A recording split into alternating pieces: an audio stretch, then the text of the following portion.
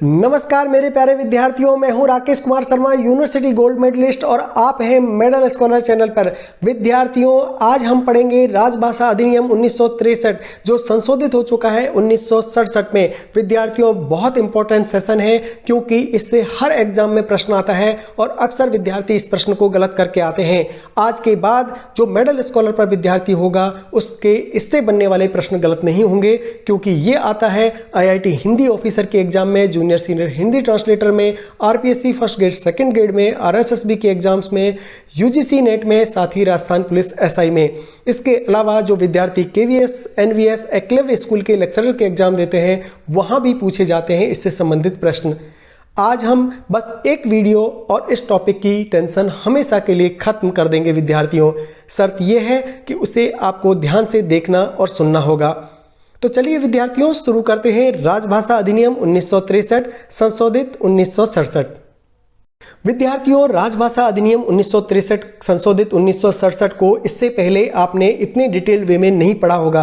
मुझे पता है विद्यार्थियों कि सतही तौर पर अध्ययन करने से आंशिक सफलता तो मिल सकती है, लेकिन परीक्षा में आप अव्वल नहीं आ सकते। और आज जमाना है मेरिट में आने का, अपने सिलेक्शन को सुनिश्चित करने का। आपको पढ़ना होगा ऐसे प्लेटफॉर्म पर जहां पर शॉर्टकट के क्वेश्चंस नहीं कराए जाते, डिटेल एनालिसिस के साथ अध्ययन कराया जाता है। यानी एक बार उस वीडियो को आपने देख लिया तो उस टॉपिक से बनने वाले तमाम प्रश्नों को आप हल कर सकते हैं। यही कारण है विद्यार्थियों कि मेडल स्कॉलर पूरी मेहनत के साथ डिटेल में नोट्स बनाता है, अध्ययन करता है, आपको पढ़ाने से पहले डिटेल में एनालिसिस करता है, उसके बाद ही आपके सामने हम वीडियो लाते हैं। हम सतही अनुसंधान के आधार पर कभी भी विद्यार्थियों के साथ चीटिंग नहीं करते हैं। ये एकमात्र चैनल है विद्यार्थियों जो किसी तरह का कोर्स नहीं बेचता है। अधिकतर चैनलों पर आप जब गए होंगे, आपको थोड़ा सा इंट्रोडक्शन देने के बाद सीधे मुद्दे की बात वो लोग करते हैं और कोर्स बेचने की कहते हैं। 100 का, 200 का, 500 का, 1000 का, 5000 का ये कोर्स चल रहा है, ये एग्जाम आने वाली है विद्यार्थियों, आप इसमें एनरोल हो जाइए, ऐसा कहकर आपको लूटने का कार्य करते हैं विद्यार्थियों। एक बार जब आप उनमें एडमिशन ले लेते हैं फिर आपकी कोई परवाह वो लोग नहीं करते हैं। आपको कंटेंट समझ में आ रहा है, नहीं आ रहा है, कौन आपको पढ़ा रहा है, पढ़ाने वाले की एजुकेशन क्या है, इतना तक पता नहीं होता विद्यार्थियों। सामने जो कैंडिडेट खड़ा होकर के बोर्ड पर आपको पढ़ाता है, क्या आपने कभी उसकी एजुकेशन पूछी? क्या आपने पूछा कि जो पढ़ाने वाला है वो क्या करके बैठा है? क्या उसने अपनी जिंदगी में कोई उपलब्धि पाई है या नहीं पाई है? आपका हक बनता है मेरे प्यारे विद्यार्थियों ये पूछने का कि सामने जो आपके है वो कौन है, उसकी डिग्री क्या है, किस तरह से पढ़ा रहा है। मैं अपने बारे में बताता हूं विद्यार्थियों, हिंदी साहित्य से यूनिवर्सिटी को टॉप किया है और आज आपको ऐसे विद्यार्थियों को मैं पढ़ाने का बीड़ा उठाया है जो महंगी कोचिंग संस्थानों की फीस नहीं दे सकते। हर घर में नौकरी का सपना मैं पूरा करने वाला हूं विद्यार्थियों। अभी तो केवल शुरुआत है, डंका बजेगा और डंका भी इतना आप लोग बजाएंगे विद्यार्थियों, मैं नहीं बजाने वाला हूं। आप मेरी मेहनत से आपको सफलता मिलेगी, आप डंका बजाएंगे, हर घर से उजियारा होगा, हर घर का सपना पूरा होगा, हर घर का लाल सरकारी नौकरी में होगा। तो चलिए देर किस बात की, आज हमारा अध्ययन करते हैं राजभाषा अधिनियम 1963 जो संशोधित हो चुका है 1967 में। प्यारे विद्यार्थियों, राजभाषा अधिनियम 1963 जो संशोधित हो चुका है 1967 में। 1965 के बाद हिंदी के साथ अंग्रेजी को भी जारी रखने के लिए राजभाषा अधिनियम 1963 यानी संशोधित 1967 को लाया गया। विद्यार्थियों, सबसे महत्वपूर्ण प्रश्न यहीं से बनता है कि 1965 के बाद हिंदी के साथ अंग्रेजी को जारी रखने के लिए कौन से अधिनियम को पारित किया गया? तो आपको जवाब देना है राजभाषा अधिनियम 1963 जो संशोधित हो चुका है 1967 में।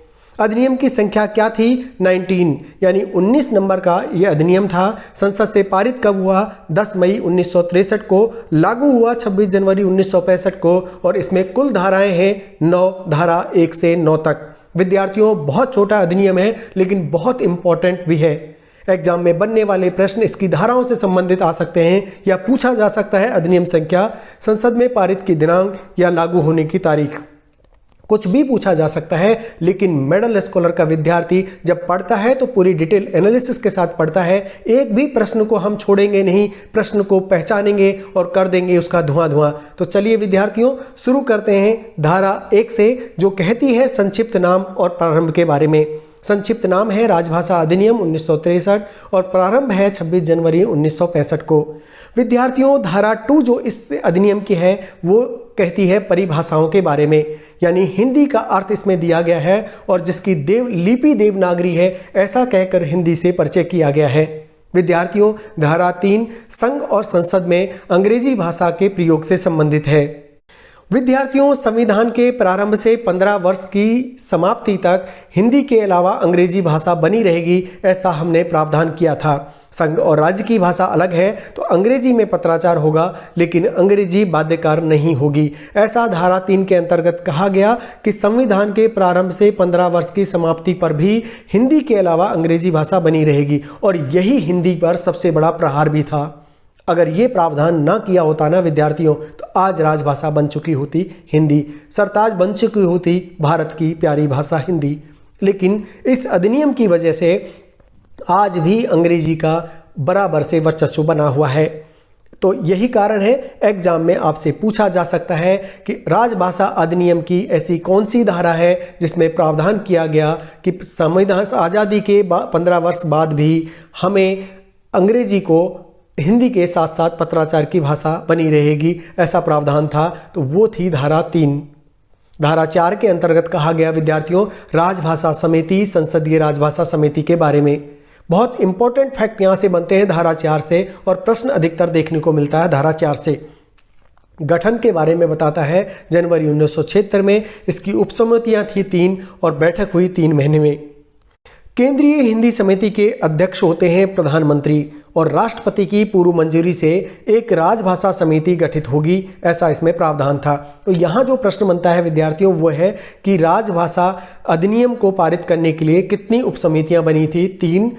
3 बैठक की हुई थी और गठन हुआ था जनवरी 1976 में।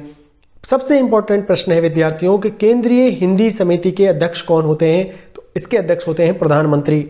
राष्ट्रपति की पूर्व मंजूरी से एक राजभाषा समिति गठित होगी, यानी इसमें राजभाषा समिति के बारे में बताया गया कि राजभाषा समिति का गठन राष्ट्रपति की पूर्व मंजूरी से किया जा सकेगा। सदस्य चयन का तरीका क्या होगा?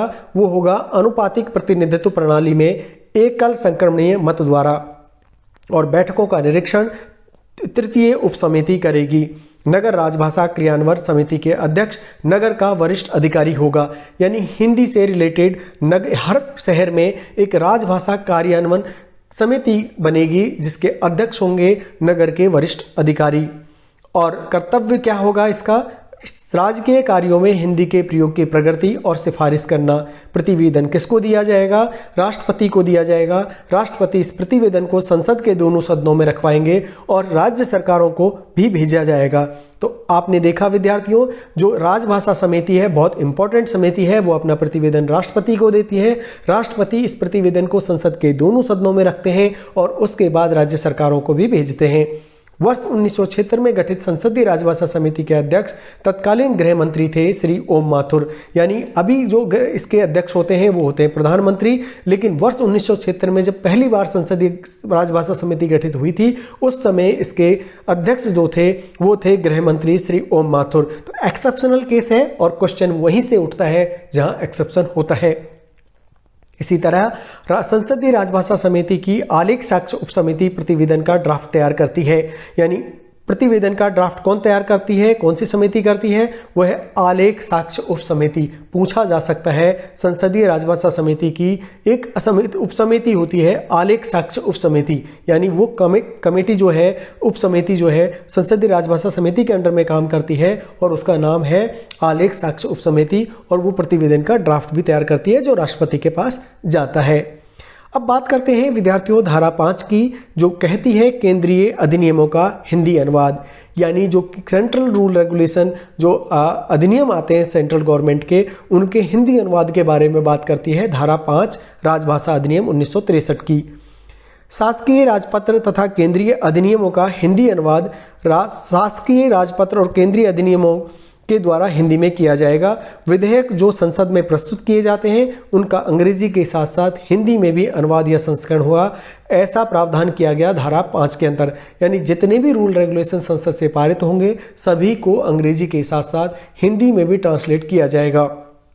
राजभाषा को दर्जा के लिए ये बहुत ज़्यादा ज़रूरी था, क्योंकि उसके प्रचार प्रसार में भी ये एक महत्वपूर्ण भूमिका निभाता है। अब बात करते हैं धारा 6 की। कुछ राज्य अधिनियमों का हिंदी में अनुवाद, यानी सेंट्रल गवर्नमेंट के तो जितने भी अधिनियम हैं सबका हिंदी में अनुवाद होगा, लेकिन कुछ राज्य के अधिनियम भी होंगे जिनका हिंदी में अनुवाद बहुत ज़रूरी होगा। यदि किसी राज्य की स्थानीय भाषा में कुछ अध्यादेश पारित होता है तो अंग्रेजी के साथ साथ उसका हिंदी संस्करण भी प्रस्तुत करना होगा। यानी ऐसे राज्य जो कि गैर श्रेणी में आते हैं, जहां की भाषा अंग्रेजी है, जहां पर पत्राचार अंग्रेजी में होता है, और अगर वहां पर स्थानीय भाषा के कुछ अध्यादेश पारित होते हैं, यानी तमिल में पारित होते हैं, केरल के मलयालम में पारित होते हैं, तो वहाँ अंग्रेजी के साथ साथ हिंदी में भी उसकी प्रतिलिपि तैयार की जाएगी। धारा 7 कहती है उच्च न्यायालय के निर्णयों में हिंदी या अन्य राजभाषा का वैकल्पिक प्रयोग किया जाएगा। हाई कोर्ट के जो डिसीजंस होते हैं उनमें हिंदी का प्रयोग कर सकते हैं या आप किसी भी वैकल्पिक भाषा का प्रयोग कर सकते हैं। धारा 8 केंद्र सरकार के पास भाषा संबंधी नियम बनाने की शक्ति होगी, यानी यही एक शक्ति देती है जो भाषा संबंधी नियम बनाने की शक्ति उसे प्रदान करती है। और विद्यार्थियों, जो धारा 3 है वो प्रावधान देती है, शक्ति देती है कि वो भाषा के नियम बनाए केंद्र सरकार, और धारा 8 है वो भाषा संबंधी नियमों की शक्ति भी प्रदान करता है, धारा 8 और धारा 3। इसी तरह धारा 9 है विद्यार्थियों, कुछ उपबंधों का जम्मू कश्मीर में लागू ना होना। ये अभी हट गया है क्योंकि यहाँ धारा आर्टिकल 370 लगने की वजह से अब ये धारा 9 निष्प्रभावी हो गई है। पहले इस धारा के अंतर्गत ये था कि धारा 6 और धारा 7 के उपबंध J&K में लागू नहीं होंगे, लेकिन अभी धारा आर्टिकल 370 हट जाने के बाद ये धारा 9 निष्प्रभावी हो गई है। अब बात करते हैं विद्यार्थियों राष्ट्रपति के आदेश 1960 की। राष्ट्रपति के आदेश हुए थे, लागू हुए थे 27 अप्रैल 1960 को। राष्ट्रपति के आदेश 1960 ये एक अलग से क्लॉज है राजभाषा अधिनियम 1963 के अंतर्गत, और यहाँ से प्रश्न बनता ही बनता है। यह 45 वर्ष की उम्र के केंद्रीय कर्मचारियों को सेवाकालीन प्रशिक्षण अनिवार्य करता है, यानी जिन भी कर्मचारियों की उम्र 45 साल हो जाती है उनके लिए सेवाकालीन प्रशिक्षण को अनिवार्य बनाता है राष्ट्रपति के आदेश 1960। राष्ट्रपति के आदेश 1960 लागू हुए थे 27 अप्रैल 1960 को। जिन भी कर्मचारियों की उम्र 45 साल पार कर जाती है उन्हें फिर से प्रशिक्षण देने की वैकल्पिक व्यवस्था कराता है राष्ट्रपति का आदेश 1960। इसके साथ इसे राजभाषा समिति के गठन के लिए भी जारी किया गया था, यानी राजभाषा जो समिति का गठन किया गया उससे पहले राष्ट्रपति के आदेश निकाले गए और उन्हें नाम दिया गया राष्ट्रपति के आदेश 1960। विज्ञान और तकनीकी शब्दावली के निर्माण के आदेश भी राष्ट्रपति के आदेश 1960 में दिया गया। प्रश्न पूछा जा सकता है विज्ञान और तकनीकी शब्दावली के निर्माण के आदेश किस आदेश के तहत आए थे? राष्ट्रपति का आदेश 1960 के तहत आए। 45 वर्ष की उम्र के केंद्रीय कर्मचारियों को सेवाकालीन प्रशिक्षण को अनिवार्य कौन सा नियम बनाता है? राष्ट्रपति का आदेश 1960। इसी तरह हिंदी प्रसार और परीक्षा का माध्यम हिंदी और अंग्रेजी तथा क्षेत्रीय होगा, ऐसा प्रावधान भी राष्ट्रपति के आदेश 1960 में किया गया। विद्यार्थियों हिंदी में अंतर्राष्ट्रीय अंकों का प्रयोग संबंधी आदेश भी इसी के अंदर आया, तो बहुत इंपॉर्टेंट है राष्ट्रपति का आदेश 1960, क्योंकि इसमें बहुत सारे ऐसे प्रावधान हैं विद्यार्थियों जो आगे मील का पत्थर साबित हुए हैं। जैसे आपकी जो एग्जाम्स होती हैं हिंदी, अंग्रेजी और क्षेत्रीय भाषा में, उसका प्रावधान ही राष्ट्रपति का आदेश 1960 में है। हिंदी के अंतर्राष्ट्रीय अंकों का प्रयोग किया गया, वो भी इसी के आदेश के तहत किया गया, और राजभाषा समिति का गठन भी इसी के आदेश के हुआ, और 45 वर्ष के उम्र के केंद्रीय कर्मचारियों को आपके सेवाकालीन प्रशिक्षण की व्यवस्था भी राष्ट्रपति का आदेश 1960 करता है, और ये लागू हुआ 27 अप्रैल 1960 को। अब बात करते हैं विद्यार्थियों राजभाषा संकल्प 1968 की। ये भी बहुत इंपॉर्टेंट है क्योंकि यहाँ से भी अक्सर प्रश्न देखने को मिलता है। संसद के दोनों सदनों में पारित सरकारी संकल्प है राजभाषा संकल्प 1968।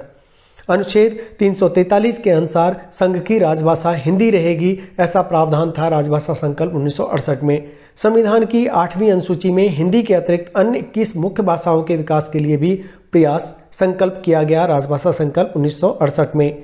अब कुछ इंपॉर्टेंट फैक्ट्स हैं विद्यार्थियों जो आपको याद होने ही चाहिए, और मेडल स्कॉलर चैनल की तरफ से ये बहुत ज़्यादा इंपॉर्टेंट फैक्ट आपके लिए स्पेशली बनाए गए हैं जो आने वाली एग्जाम्स में देखने को मिल सकते हैं। पहला फैक्ट है भारत संघ की राजभाषा देवनागरी लिपि में हिंदी। आपसे पूछा जा सकता है भारत संघ की राजभाषा कौन सी है, तो आपको लिखना है देवनागरी लिपि में हिंदी। इसी तरह दूसरा प्रश्न आ सकता है राजभाषा के वार्षिक कार्यक्रम कौन जारी करता है? राजभाषा के वार्षिक कार्यक्रम राजभाषा विभाग, गृह मंत्रालय के द्वारा जारी किए जाते हैं। हिंदी परीक्षा वर्ष में कितनी बार आयोजित की जाती है? हिंदी परीक्षा वर्ष में 2 बार आयोजित की जाती है, मई और नवंबर में। आप याद रखिएगा, बहुत इंपॉर्टेंट है। अक्सर ये प्रश्न आपको देखने को मिल सकते हैं या अब मिले हैं पास्ट के अंदर। तो विद्यार्थियों, हिंदी परीक्षा वर्ष में 2 बार, मई और नवंबर, जिन्हें नाम जाना जाता है प्रबोध, प्रवीण और प्राज्ञ के नाम से। यानी 3 तरह के लेवल होते हैं हिंदी परीक्षा के। एक पहला होता है प्रबोध, फिर आता है प्रवीण और होते हैं फिर लास्ट में आता है प्राज्ञ। तो इस तरह से 2 बार एग्जाम्स होती हैं, मई और नवंबर में। प्रत्येक वर्ष राजभाषा उत्सव और हिंदी दिवस मनाया जाता है 14 सितंबर को। लेकिन याद रखना है विद्यार्थियों, विश्व हिंदी दिवस 10 जनवरी को आता है और हमारे इंडिया के अंदर जो हिंदी दिवस मनाया जाता है वो मनाया जाता है 14 सितंबर को। वर्ल्ड में हिंदी दिवस मनाया जाता है 10 जनवरी को। गलती मत करिएगा, 14 सितंबर और 10 जनवरी में बिल्कुल कंफ्यूज नहीं होइएगा, क्योंकि अक्सर विद्यार्थी को कंफ्यूजन रहता है। वो कहीं पर भी 10 जनवरी पड़ेगा, कहीं पर 14 सितंबर पड़ेगा। 14 सितंबर भारत के परिप्रेक्ष्य में है और विश्व के परिप्रेक्ष्य में है 10 जनवरी। देश का पहला राजभाषा संग्रहालय बहुत इंपॉर्टेंट है और ये बहुत बार प्रश्न आया हुआ है, आगरा में बना है। देश का पहला राजभाषा संग्रहालय कहाँ पर है? आगरा के अंतर्गत है। बहुत इंपॉर्टेंट है। भारत के प्रथम राष्ट्र कवि कौन से हैं? मैथिली शरण गुप्त। अधिकतर एग्जाम्स में है।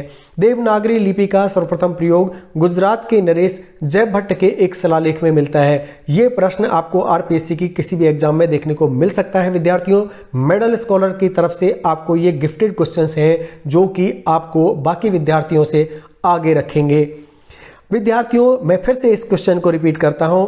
देवनागरी लिपि का सर्वप्रथम प्रयोग गुजरात के नरेश जयभट्ट के एक शिलालेख से मिलता है। आपसे पूछा जा सकता है गुजरात के नरेश का नाम याद रखना है जयभट्ट, और यह भी पूछा जा सकता है कि ये नरेश कहाँ के थे, तो उसमें आपको देना है आंसर गुजरात के। इसी तरह से प्रश्न आ सकता है विद्यार्थियों, देवनागरी लिपि का विकास कौन सी लिपि से हुआ है? तो आपको आंसर देना है ब्राह्मी लिपि। और ये प्रश्न भी यूजीसी नेट में कई बार पूछा गया है, इसलिए आप इसे अच्छे से याद कर लें। ब्राह्मी लिपि उत्तरी शाखा को नागरी कहा जाता है। यानी आप ये इतना गूढ़ रहस्य वाला प्रश्न है विद्यार्थियों कि आने वाली एग्जाम में देखने को मिल सकता है। अक्सर विद्यार्थियों को पता होता है कि देवनागरी लिपि का विकास ब्राह्मी लिपि से हुआ है, लेकिन उन्हें ये पता नहीं होता कि ब्राह्मी लिपि की उत्तरी शाखा को क्या कहा जाता है। तो आज ये आप याद कर लें। मेडल स्कॉलर छुपे हुए प्रश्नों को आपके सामने रखता है और उन प्रश्नों को खोज कर निकालता है जो एग्जामिनर की नजर से अब तक बचे हुए हैं, लेकिन क्योंकि अब न्यू एजुकेशन पॉलिसी आ गई है, थॉट लेवल के प्रश्न बनेंगे, तो उन प्रश्नों को एडवांस लेवल पर जाकर के खोज करके आपके सामने लाने का कार्य करता है मेडल स्कॉलर। तो एक बार मैं फिर रिपीट करता हूं विद्यार्थियों, इसी तरह का विद्यार्थियों फोर्ट विलियम कॉलेज के में भारतीय भाषाओं के जो अध्यापक हैं वो पूछे जाते हैं। उनका नाम है जॉन गिलक्रिस्ट। तो आपको याद रखना है, फोर्ट विलियम कॉलेज में भारतीय भाषाओं के अध्यापक का नाम है जॉन गिलक्रिस्ट। बहुत इंपॉर्टेंट प्रश्न है। कौन सी भाषा कृत्रिम है? तो आपको याद रखना है अपभ्रंश भाषा। कौन सी भाषा कृत्रिम है पूछा जा सकता है, तो आपको लिखना है अपभ्रंश भाषा कृत्रिम है। इसी तरह का एक और इंपॉर्टेंट प्रश्न बनता है, यूरोपीय या भारोपीय परिवार में कुटुंब और सनंतु के जन्मदाता कौन है? तो ये है बेन ब्राडके। यानी भारोपीय परिवार में। साथ ही आपको पूछा जा सकता है यूनिकोड यानी प्रत्येक अक्षर के लिए एक विशेष नंबर। यूनिकोड में एक विशेषता होती है। यूनिकोड का अर्थ होता है प्रत्येक अक्षर के लिए एक विशेष नंबर। साथ ही भारोपीय परिवार में कंटुप और सनंतु के जन्मदाता पूछा जा सकता है, तो आपको याद रखना है बेन ब्राडके। इसी तरह फोर्ट विलियम कॉलेज में भारतीय भाषाओं के अध्यापक का नाम जॉन गिलक्रिस्ट है। साथ ही हम एक जल्दी से रिकैप कर लेते हैं विद्यार्थियों। राजभाषा अधिनियम 1963 संशोधित हुआ 1967 में। 1965 के बाद हिंदी के साथ अंग्रेजी को जारी रखने के लिए राजभाषा अधिनियम 1963 की स्थापना की गई। इसे अधिनियमों की संख्या है 19। अधिनियम जो संख्या है 19 तथा संसद में पारित है वो है 10 मई 1963 को। लागू हुआ 26 जनवरी 1965 को। कुल धाराएं हैं 9, 1 से 9 तक। पहले में संक्षिप्त नाम और प्रारंभ, दूसरी में परिभाषाएं, तीसरी में प्रावधान है संघ और संसद के अंग्रेजी भाषा का प्रयोग, चौथी जो धारा है उसमें राजभाषा समिति का प्रावधान किया गया। 5वीं में केंद्रीय अधिनियमों का हिंदी में अनुवाद, साथ ही 6ठी जो धारा है उसके अंतर्गत राज्य अधिनियमों का हिंदी में अनुवाद के बारे में, और 7वीं है उच्च न्यायालय के निर्णयों में हिंदी राजभाषा का वैकल्पिक प्रयोग। 8वीं में बताया गया कि केंद्र सरकार के पास भाषा संबंधी नियम बनाने की शक्ति है। साथ ही 9वीं जो है उसमें कुछ उपबंधों का जम्मू कश्मीर में लागू ना होना, जो अब पूरी तरह निष्प्रभावी हो चुका है। और बात की हमने राष्ट्रपति के आदेश 1960 की, जो लागू हुआ 27 अप्रैल 1960 को। इसमें प्रावधान किया गया विज्ञान और तकनीकी शब्दावली का तथा राजभाषा समिति के गठन का, परीक्षाओं का हिंदी और अंग्रेजी तथा क्षेत्रीय भाषा में प्रश्न पत्र तैयार होने के संबंध में, और अंतर्राष्ट्रीय अंकों का हिंदी में प्रयोग। साथ ही राजभाषा संकल्प लिया गया 1968 में, जिसमें अनुच्छेद 343 के अनुसार संघ की राजभाषा हिंदी रहेगी, ऐसा प्रावधान किया गया। और हमने देखे लास्ट में सबसे इंपॉर्टेंट बनने वाले प्रश्न। यहाँ पर जो इंपॉर्टेंट प्रश्न है विद्यार्थियों, उनमें पहला प्रश्न आता है, भारत संघ की राजभाषा है देवनागरी लिपि में हिंदी। राजभाषा के वार्षिक कार्यक्रम जो राजभाषा विभाग गृह मंत्रालय जारी करता है। हिंदी परीक्षा वर्ष में 2 बार मई और नवंबर में होगी। प्रत्येक वर्ष राजभाषा उत्सव और हिंदी दिवस जो मनाया जाता है 14 सितंबर को, विश्व हिंदी दिवस 10 जनवरी को। भारत के राष्ट्रकवि है मैथिली शरण गुप्त। देवनागरी लिपि सर्वप्रथम प्रयोग गुजरात के नरेश जय भट्ट के एक शिलालेख में मिलता है। और देवनागरी लिपि का विकास ब्रह्मी लिपि से हुआ है, और ब्रह्मी लिपि की उत्तरी शाखा को नागरी कहा जाता है। फोर्ट विलियम कॉलेज के भारतीय भाषाओं के अध्यापक हैं जॉन क्रिस्ट। और कौन सी भाषा कृत्रिम है? अपभ्रंश। भारोपी परिवार के कंठोपंथ संतों के जन्मदाता है बैन ब्राड के। और यूनिकोड का मतलब है प्रत्येक अक्षर के लिए एक विशेष नंबर। इस तरह विद्यार्थियों आज हमने राजभाषा अधिनियम 1963 संशोधित 1967 से बनने वाले सभी प्रश्नों को अच्छे से समझा और एक नैनो सेकंड में उत्तर देने के काबिल बनाया अपने विद्यार्थियों को। आशा है आज का सेशन आपको बेहद पसंद आएगा, और अगर आपको हमारे चैनल से कंटेंट से सब कुछ आपको अच्छा लग रहा है, आपको लग रहा है कि आप सफलता की ओर अग्रसर हो रहे हैं, तो आप हमारे चैनल को सब्सक्राइब कर सकते हैं। इसके साथ आपके लिए एक संदेश। विद्यार्थियों, YouTube पर हिंदी का एकमात्र गारंटी वाला चैनल है मेडल स्कॉलर।